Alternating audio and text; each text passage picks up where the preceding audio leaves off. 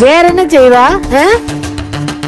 வெளியில இருந்து ஒரு வேலையத்தவன் போனை போட்டு கேக்குறான்னா, அப்படியா எனக்கு தெரியாது, எனக்கு அவளுக்கும் சம்பந்தம் இல்லைன்னு மரியாதையோட முடிச்சுக்கிற வேண்டியதானே?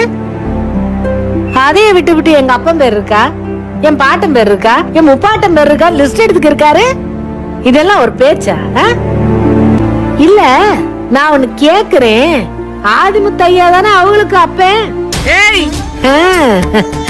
கோவம் வருதுல்ல, வரணும். அந்த கோவத்துல கொஞ்சத்தை உங்க மூத்த பிள்ளைகிட்ட காட்டுங்க. அப்ப வேற போடக்கூடாதுன்னு சொன்னது அவரு தானே, எப்படி சொல்லலாம் அவரு?